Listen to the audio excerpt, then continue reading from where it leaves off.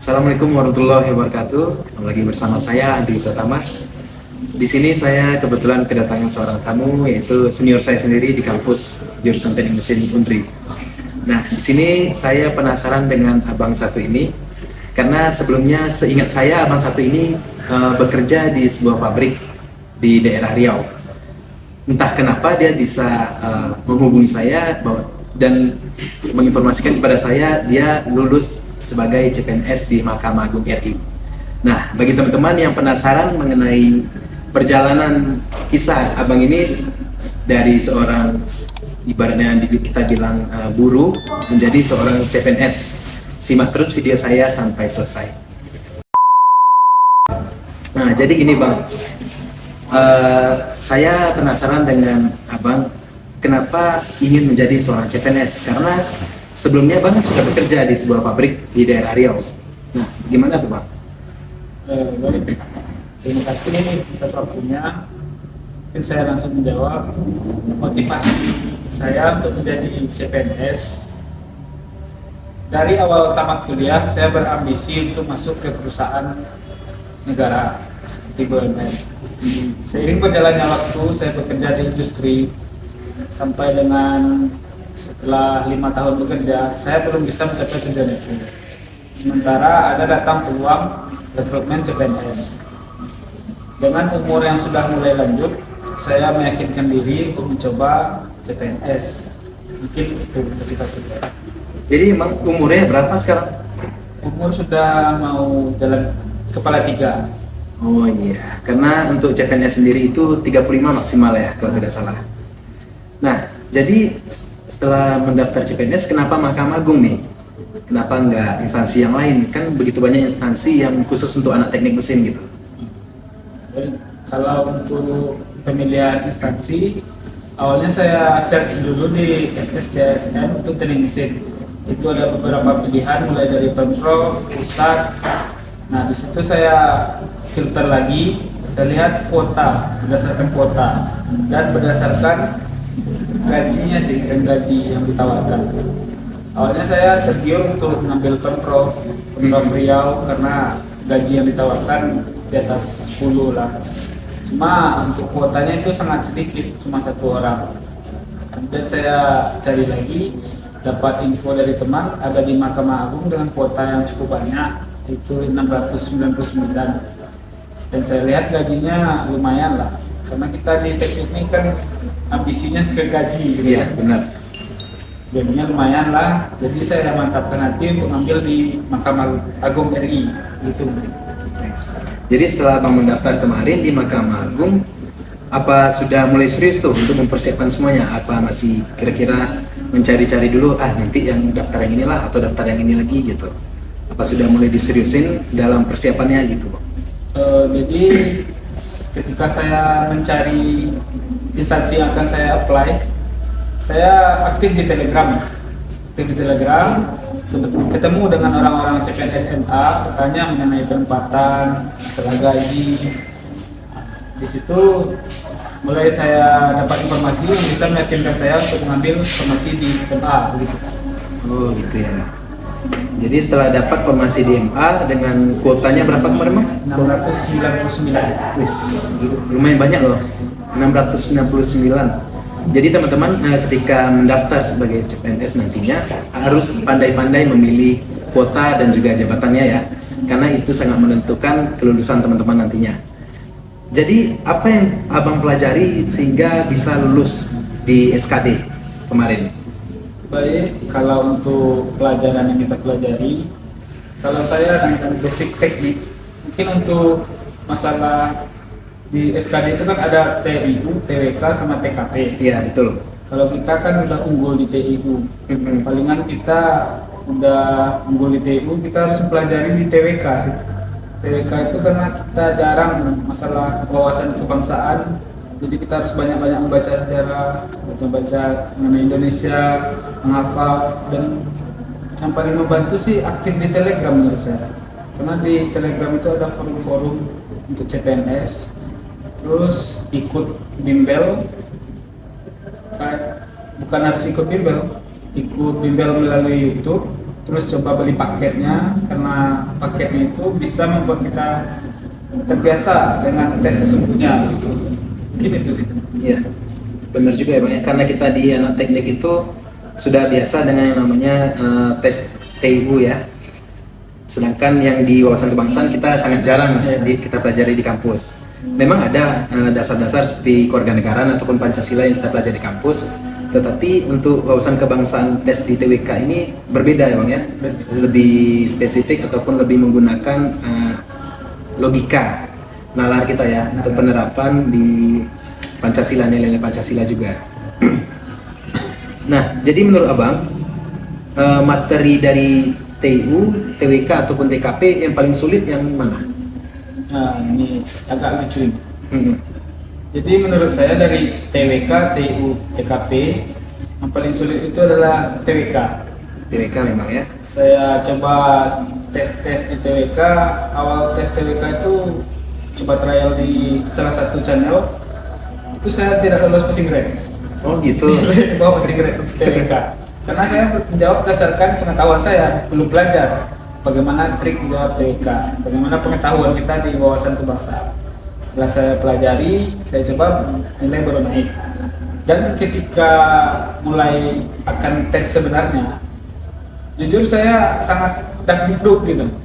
Karena di formasi saya udah ada yang mulai tes, dan alumni dari salah satu kampus terbesar di Indonesia, kampus favorit, TIU-nya bisa 150, TKP-nya bisa 200, dan TWK-nya tidak lolos passing grade. Melihat itu, besoknya saya ke ujian, saya langsung dakdikduk. Malamnya saya belajar lagi, saya coba. Dan pas hari H SKD di TWK itu ada sekitar, saya menghabiskan waktu 40 menit lebih. Saya boros waktu di TWK. Satu soal itu saya baca dengan teliti sampai 3 kali ulang mungkin, baru saya berani jawab. Oh gitu. Dan di TIU saya cepat, sekitar setengah jam, dan di TKP cuma 20 menit mungkin selesai. Itu pada saat tes SKD kemarin ya? Ya, SKD kemarin. Jadi malamnya itu Abang ada pakai belajar atau nggak belajar lagi kan malamnya itu sebelum tes?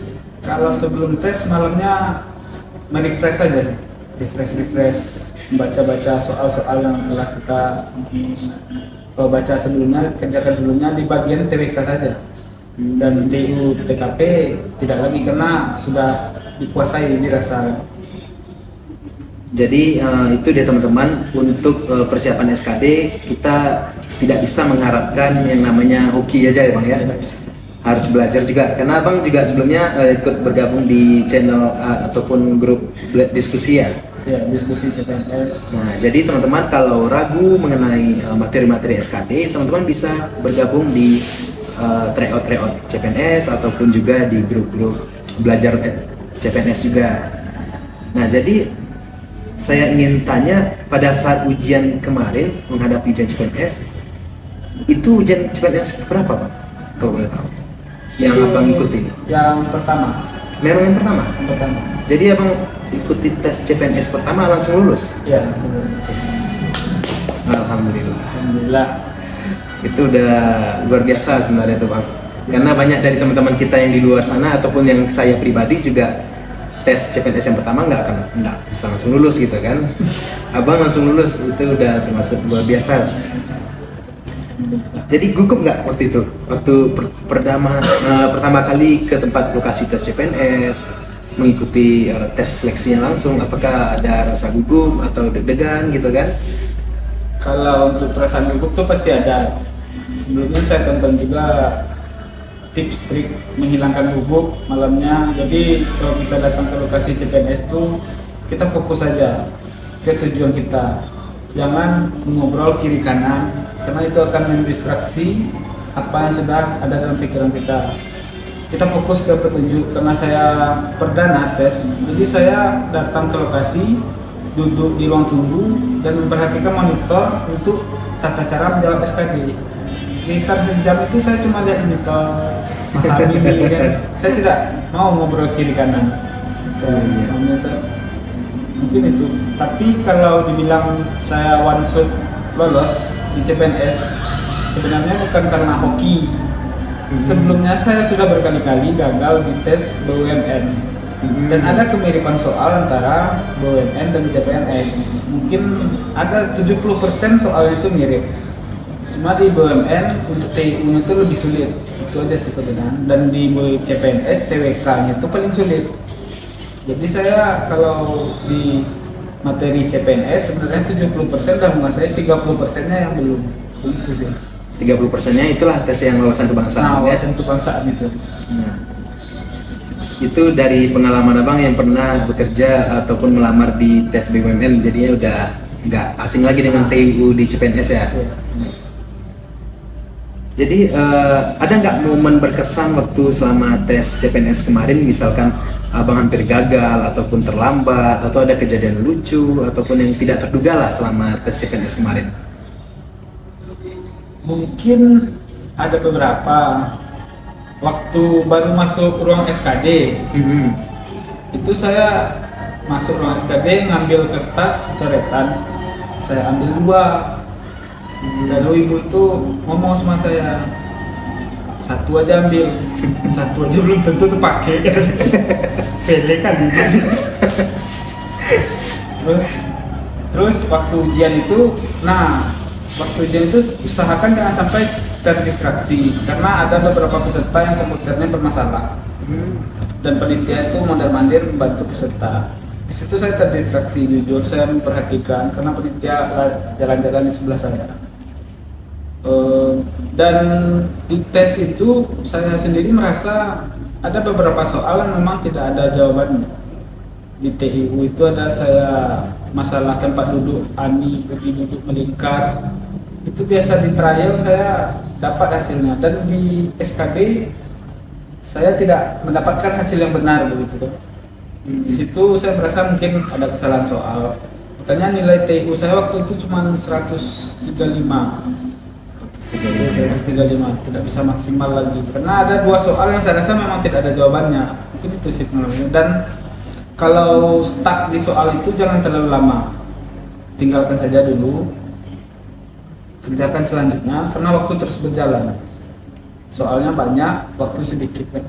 Maksimal 30 detik lah kita satu soal. Iya. Gitu. Jadi bagaimana kita pandai-pandai mengatur waktu sekarang lagi Bang ya. Karena waktu itu total keseluruhannya itu 100 menit ya? 110? 100 menit. 100 menit ya? Dengan pertanyaan, dengan jumlah soal? 110. 110 menit ya? 110 menit ya, soal 100. Soal 100 ya?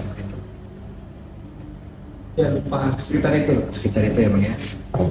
Jadi abang dari kondisinya udah resign dari tempat bekerja atau belum waktu itu? Untuk pergi ke tes CPNS gimana? Apakah cuti? Apakah di dalam satu lokasi tempat tinggal? Tempat tes SKD-nya? Jadi untuk tahun saya ikuti tes, posisi saya masih bekerja di sebuah perusahaan.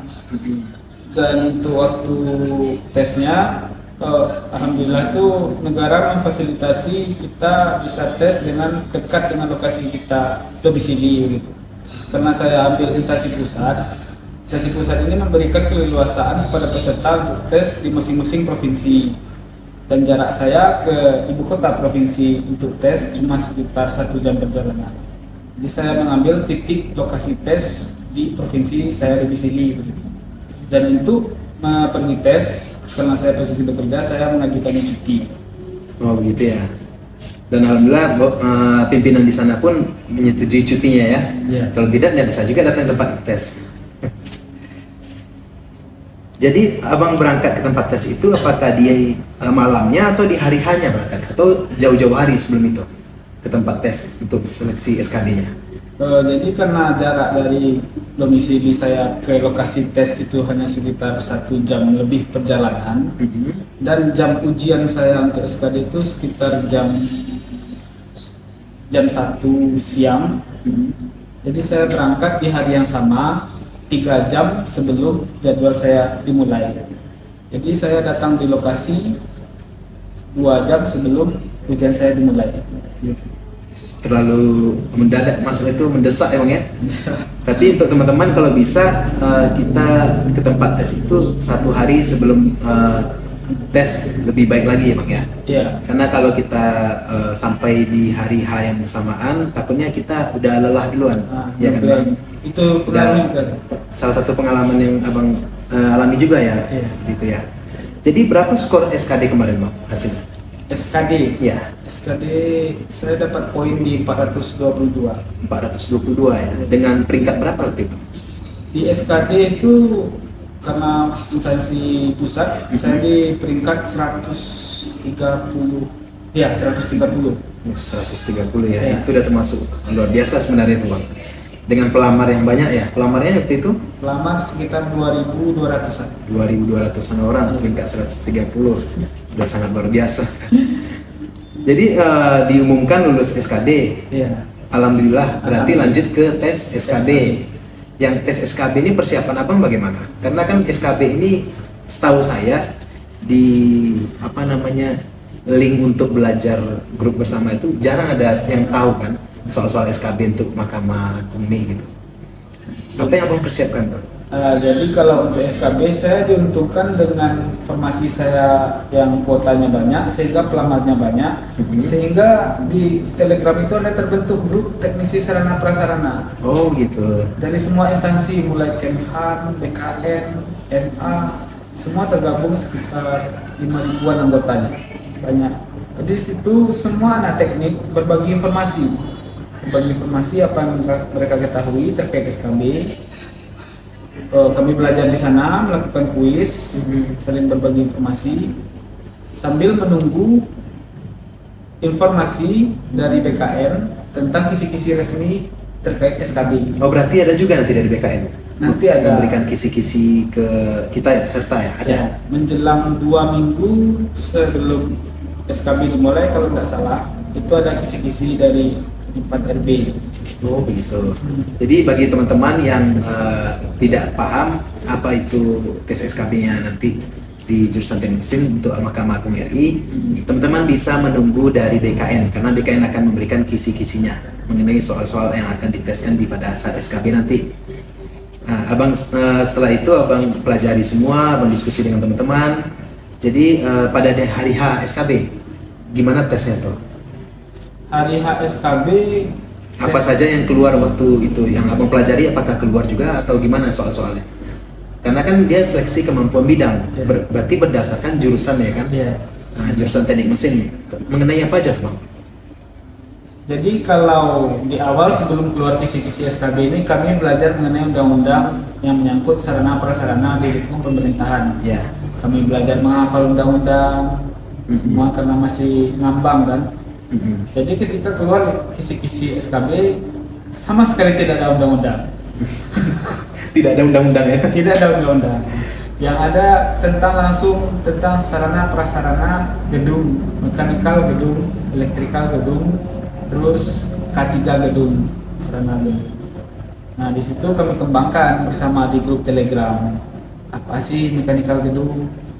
Dan di situ sebenarnya dari kisi-kisi itu larinya nanti ke peraturan menteri terkait undang-undang sarana prasarana. Nah disitulah kita baca-baca.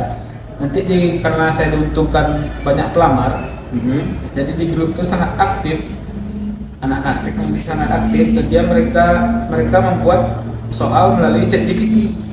Oh gitu. Nah, dengan kisi-kisi ini soal ini apa, jawabannya apa, dan mereka share di grup Telegram berupa kuis. Saya belajar dari situ banyak. Dan alhamdulillah pas SKB bisa dibilang keluarlah apa yang kami pelajari itu di detik-detik akhir itu. Keluar akhirnya. Keluar akhirnya. Kalau mengenai mata kuliah AutoCAD, apa itu keluar juga Bang waktu itu? Oh tidak, Kalau AutoCAD tidak ya? Lebih ke plumbing. nah, karena kisi-kisinya mekanikal gedung, sarana prasarana gedung lebih ke plumbing, electrical lift, elevator, K3 berupa apar, sprinkler. Oh gitu ya. Nah itu dia teman-teman, materi-materi yang akan keluar di SKB Mahkamah Agung RI jurusan teknik mesin ataupun jurusan teknik kimia ya juga Bang? Ya, semua teknik. Semua teknik yang sesuai dengan kebutuhan Mahkamah Agung nantinya. Teman-teman bisa juga pelajari melalui channel-channel di Telegram, bisa juga, ataupun diskusi dengan teman-teman lainnya sembari menunggu kisi-kisi dari BKN mengenai SKB. Karena SKB ini jarang kita jumpai Bang ya, materi-materi untuk kita pelajari itu. Dan Karena buku-bukunya juga nggak ada juga kan? nggak ada sih. Cuma saya diuntungkan karena saya sarana prasarana dan saya lihat pas setelah akhir ujian ternyata semua instansi soalnya Sama soalnya ya. meskipun Mahkamah Agung, meskipun Kementerian Pertahanan untuk teknisi sarana prasarana soalnya sama karena dasar dari kita kan semua teknik. Iya. Mungkin itu sih. Gitu. Jadi berapa skor SKB Bang kemarin? Skor SKB saya di 365. 365. Udah termasuk tinggi itu. Jadi setelah ditotalkan SKD dan SKB berapa skor akhir tuh Bang? Masih ingat nggak? Jadi setelah di-input Ya. ada quick count kami bikin Mhm. di grup CPNS, saya naik ke peringkat 30 Peringkat 30 ya. SKD dan SKB. Dari 100 Dari 130. 130 menjadi peringkat 30. Ya. Setelah itu ada tes wawancara lagi. Ya, setelah itu ada tes interview dan tes samapta. Oh, ada semakta juga kemarin. Ya. Nah, ini dia teman-teman, bedanya kita di instansi, melamar di instansi pemerintah kota kabupaten dengan instansi pusat. Karena instansi kota kabupaten itu hanya sampai sebatas SKD dan SKB. Oke, ketika teman-teman mendaftar di instansi pusat, teman-teman akan menjumpai seleksi tes wawancara, tes semakta juga kan Bang?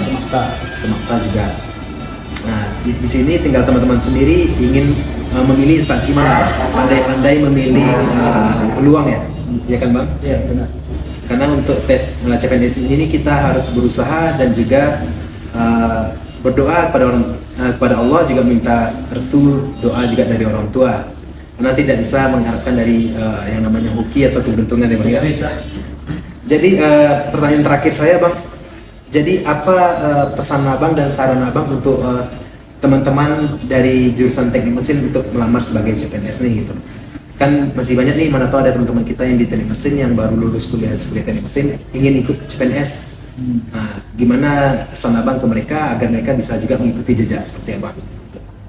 Terima kasih. Mungkin kalau untuk pengalaman saya, pesan yang bisa saya sampaikan, kalau ingin masuk CPNS, pahami dulu instansi yang akan kita lamar. Cari tahu dulu mengenai formasi yang akan kita lamar, bagaimana kerjanya, bagaimana masalah gajinya. Nah, di situ kita akan termotivasi untuk mencapai itu. Nah, dan kita harus juga ikut bergabung di grup-grup Telegram karena itu sangat membantu sesama kita pejuang CPNS. Dan itu sih. Iya, berarti kan tidak menutup peluang untuk kita di jurusan teknik mesin sebagai CPNS ya, karena kan banyak sekali ya Iya. untuk formasi jabatan teknik mesin untuk jurusan teknik mesin melamar di jabatan-jabatan pemerintahan. Benar. Bukan hanya teman-teman harus setelah tamat itu pola pikirnya harus kerja di sebuah pabrik, bukan seperti itu teman-teman. Tapi kita bisa juga berkarir sebagai aparatur sipil negara. Itu terbuka luas untuk teman-teman semua, dan teman-teman tidak perlu berkecil hati jika tidak lulus di percobaan pertama, bisa di percobaan selanjutnya sampai batas usia 35 tahun. Nah, mungkin itu yang bisa kami sampaikan pada video kali ini. Mudah-mudahan teman-teman semua terinspirasi dari abang senior saya ini, Bang Dodi, ya kan? Karena berarti abang akan resign nanti setelah ini, Bang ya? Ya, nanti setelah keluar penempatan saya akan menunjukkan saya. Gitu teman-teman. Jadi ketika teman-teman sedang daftar CPNS ataupun mengikuti seleksi tes CPNS, teman-teman jangan resign dulu dari tempat kerja. Pastikan teman-teman sudah lulus dari CPNS. Setelah itu, setelah pemberkasan, lalu teman-teman bisa desain dengan baik-baik kepada pimpinan. Mungkin itu yang bisa kami sampaikan di informasi kali ini. Lebih kurang saya mohon maaf. Terima kasih pada abang yang sudah menyempatkan waktu hadir di video kali ini dalam berbagi informasi kepada seluruh teman-teman kita yang dari jurusan teknik mesin ataupun jurusan lainnya, berbagi ilmu untuk mengikuti tes seleksi CPNS. Mudah-mudahan sukses selalu ya Bang ya. Siap. Siap. Oke teman-teman, sekian dari saya. Wassalamualaikum warahmatullahi wabarakatuh.